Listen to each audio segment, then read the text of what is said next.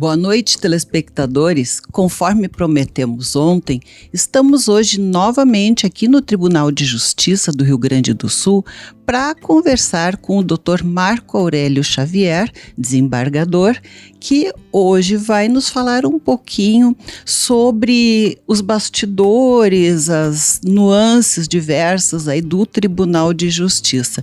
Eu já quero te agradecer, Marco, por estar aqui, despendendo desse tempo tão precioso e nos dando a alegria da tua companhia depois de tantos anos, da época lá de Novo Hamburgo, E quem não assistiu ontem o programa para ver essa trajetória linda, maravilhosa do Dr. Marco Aurélio, no YouTube você poderá ver também. Mas hoje vamos então falar um pouquinho, Marco, sobre o Tribunal de Justiça. Então, tudo bem hoje, tudo certo também, não é? Tudo bem, Eliane. A satisfação é toda minha de poder participar do programa Viver Bem, que faz parte da minha vida, pode ter certeza disso, e principalmente pelo prazer de te reencontrar, para a gente poder rememorar, aquele período tão bacana que a gente conviveu lá tanto no Viver Bem quanto na própria cidade de Novo Hamburgo. Bem, eu estou no tribunal faz um ano como desembargador, E foi um período assim que evidentemente a gente precisa se readaptar, porque tu sai de uma rotina diferente, muito mais operativa assim e muito mais artesanal em termos de processo, porque o juiz de primeiro grau, como o telespectador deve saber, pelo menos aqueles que já tiveram algum contato com o judiciário, ele envolve toda uma produção, Primeiro uma produção argumentativa feita pelos advogados ou pelo Ministério Público, quando o processo é criminal, de ação civil pública. Na sequência nós temos a produção das provas, que muitas delas têm que ser feitas em juízo.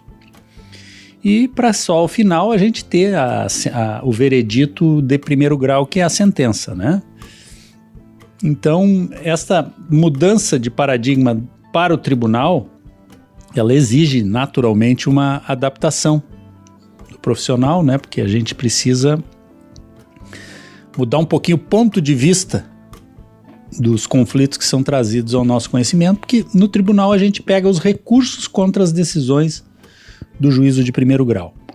E as decisões aqui são todas colegiadas, que se o juiz da causa lá julga sozinho, ele dá a sua sentença. Aqui a gente faz sempre um julgamento colegiado. Então, em cada um dos processos, dos recursos que chegam aqui, ele é distribuído para um desembargador, que ele é o relator, Então, o que ele vai fazer? Ele vai analisar toda a história do processo e analisar os argumentos trazidos pela parte no recurso, E vai fazer um voto, que é o voto do relator. Esse voto, ele poderá acolher ou rejeitar a pretensão recursal, E poderá tanto confirmar a decisão de primeiro grau, quanto modificá-la, seja por nulidade ou seja por algum eventual erro de julgamento, que no ponto de vista do tribunal mereça algum reparo, Esse voto ele é levado ao conhecimento dos demais colegas, demais desembargadores, nas sessões. Então, em toda a sessão, tu tem que fazer os votos nos quais tu és o relator e tens que analisar o voto dos teus colegas também para ver se tu concorda com todos, porque pode haver divergências, nesse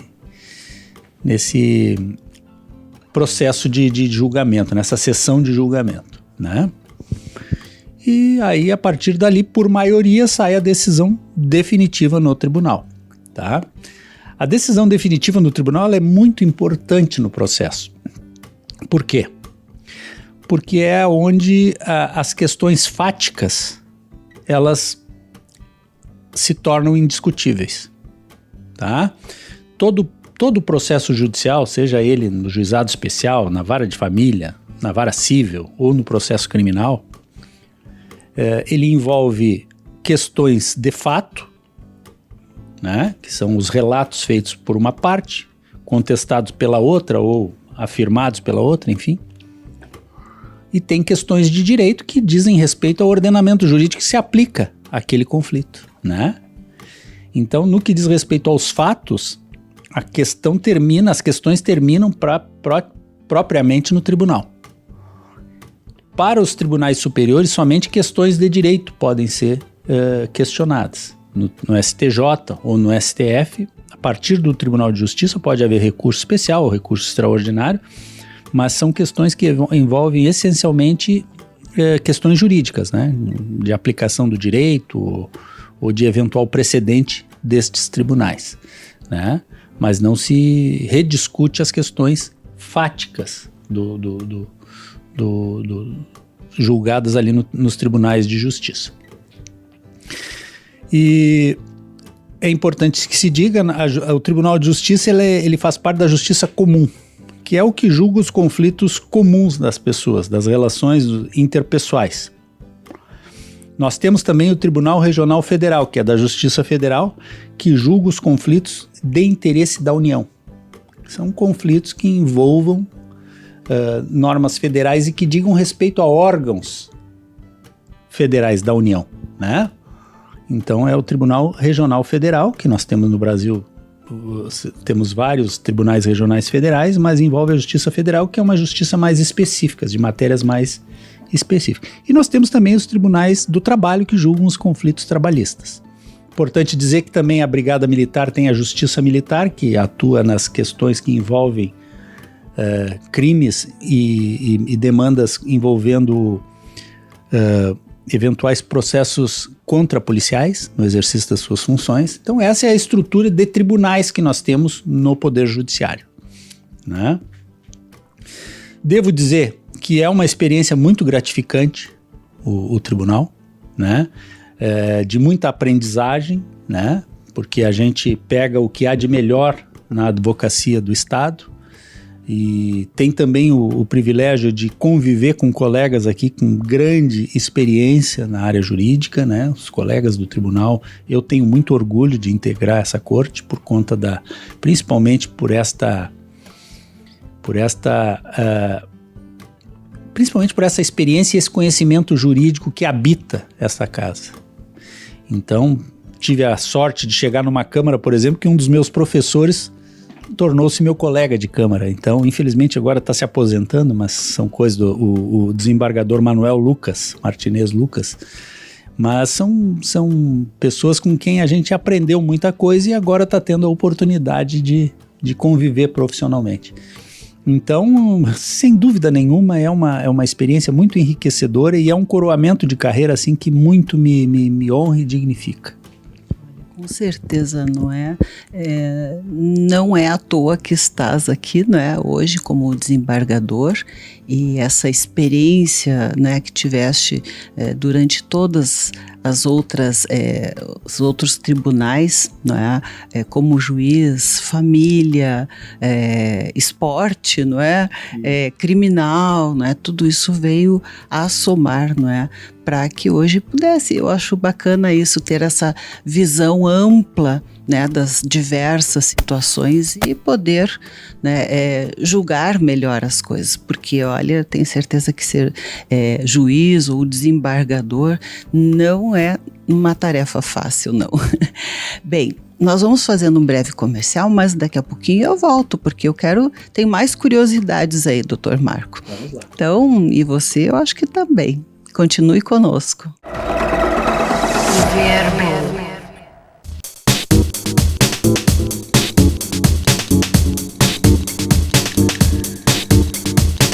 Estamos de volta e continuamos a conversar com o Dr. Marco Aurélio Xavier, desembargador aqui no Tribunal de Justiça do Rio Grande do Sul, e que nos falava aí de como funciona o Poder Judiciário, né, os tribunais de justiça.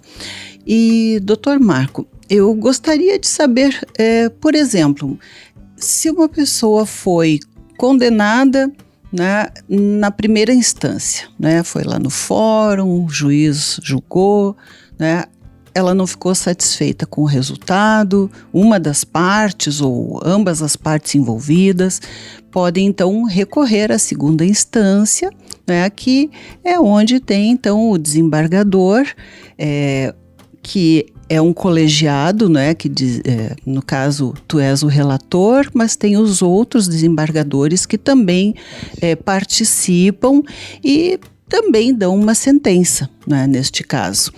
E se a pessoa perder novamente, não é, for condenada na segunda instância e ela ainda quiser recorrer desta sentença, ela ainda tem alguma outra instância? Isso pode acontecer? Isso pode acontecer, porque nós temos um sistema que nós temos um duplo grau de jurisdição, mas nós também temos as instâncias especiais, tá? Que é no Superior Tribunal de Justiça e no Supremo Tribunal Federal. Nós temos o Superior Tribunal de Justiça, ele é encarregado de uniformizar a jurisprudência nacional.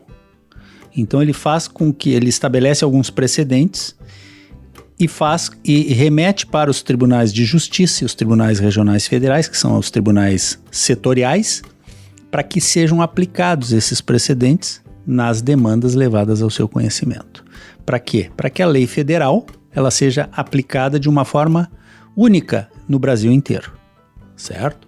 Obviamente, para que isso não aconteça, o fato concreto tem que ter alguma peculiaridade que justifique a não aplicação dos precedentes. Hoje nós temos uma jurisprudência bastante poderosa dentro do sistema judiciário brasileiro.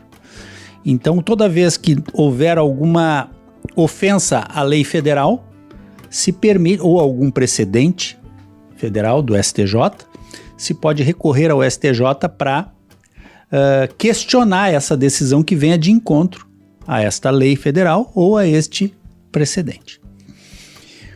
No Supremo Tribunal Federal, o que se questiona são as ofensas à Constituição Federal.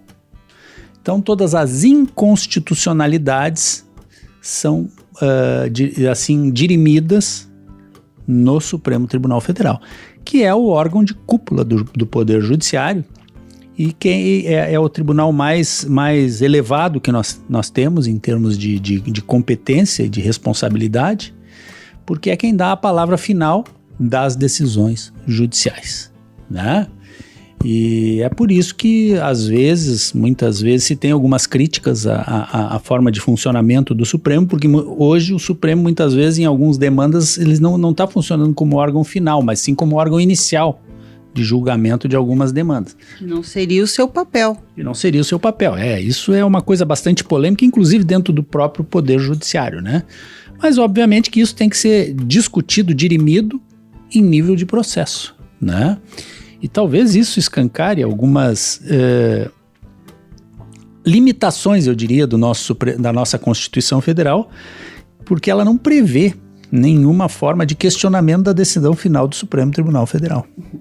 Verdade. Então, se o Supremo decidir algo, é a palavra final, e mesmo que não tiver nada na Constituição que justifique aquilo, por exemplo.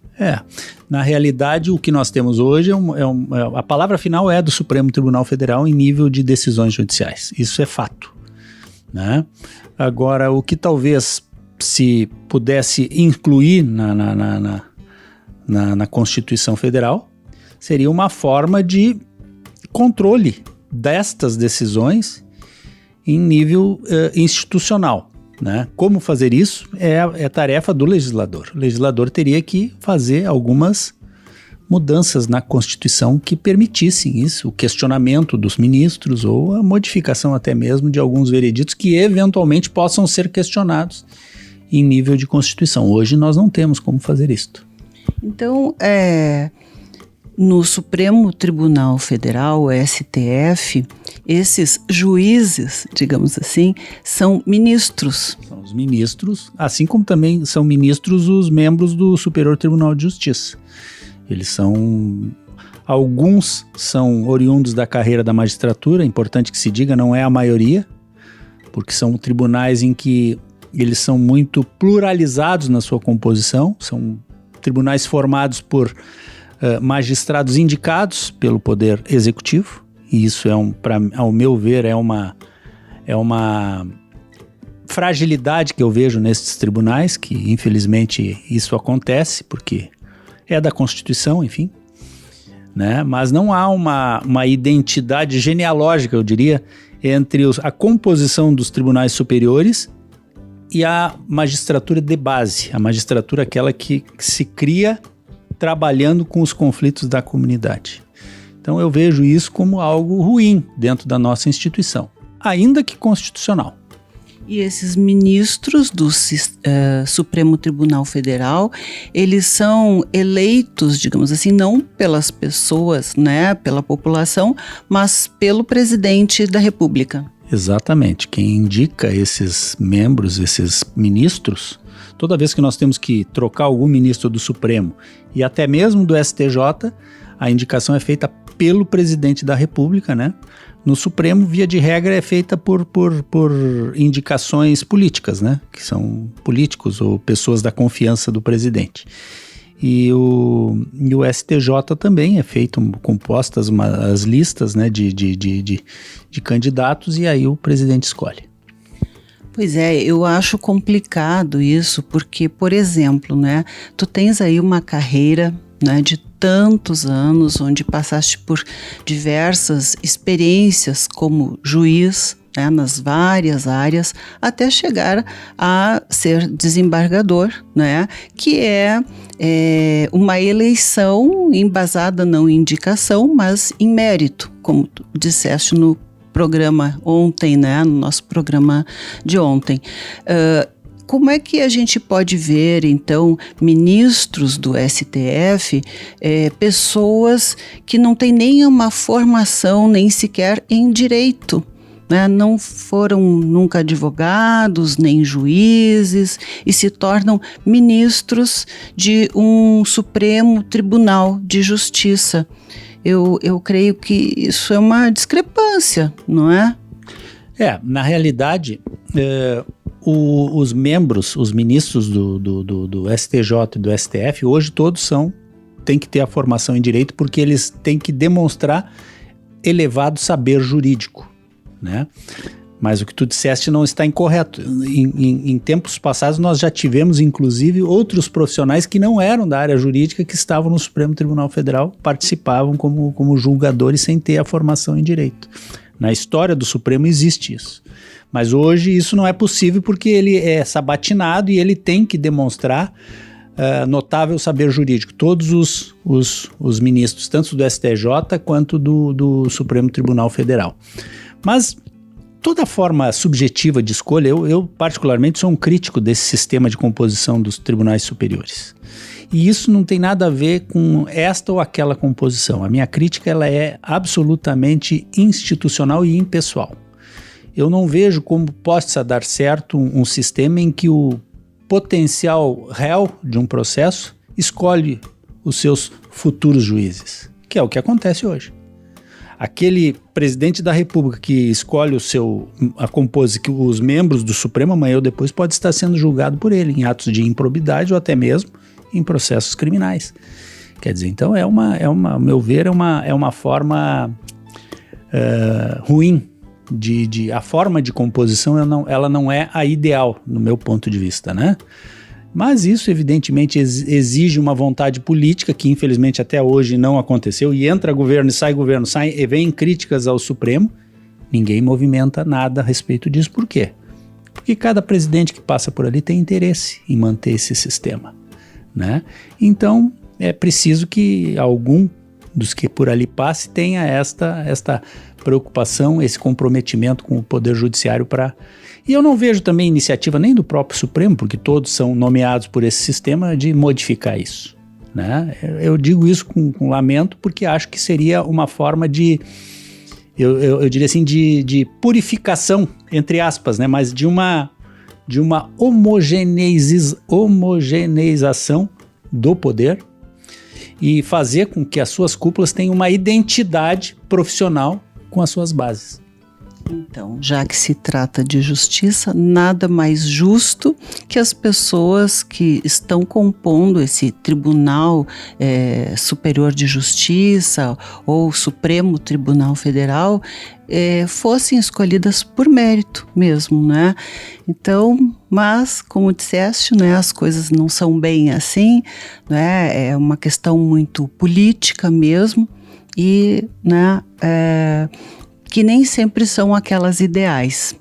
Mas, doutor Marco Aurélio, infelizmente nosso programa já está chegando ao final hoje, né? O segundo dia aí, né, de programação, tendo o prazer de conversar contigo, de te reencontrar, né? E matar a saudade, assim, né? Eu quero te agradecer muito e te convidar para estar conosco noutras oportunidades aí, porque eu sei que temos muitos assuntos aqui muito interessantes, muita coisa polêmica, a semelhança do nosso certo ou errado lá de quase 20 anos atrás, não é? Então, agora mais ainda em todas as esferas, porque tu citaste algo bem importante, né? E que é a questão das dissensões, né, entre as pessoas, os relacionamentos cada vez mais difíceis, a questão da criminalidade, enfim, não é? Tantas coisas. Então, doutor Marco, muito obrigada novamente pelo teu tempo conosco aqui e foi uma verdadeira felicidade, né, te reencontrar aí depois de tanto tempo. Muito obrigada. Eliane, eu que agradeço, me sinto emocionado inclusive com a tua visita, de poder participar novamente do programa, né, desse projeto tão bacana que o próprio nome já diz tudo. A gente é um programa que contribui para a qualidade da vida das pessoas. Isso por si só sintetiza toda a linha de editorial do programa, o teu trabalho, toda a tua trajetória, né, televisiva. Não foi tempo que eu despendi, foi tempo que eu ganhei de experiência e de felicidade. Tá? Muito obrigado pelo privilégio de me entrevistar e eu desejo a todos aí muitas felicidades também ao nosso telespectador. Verbo.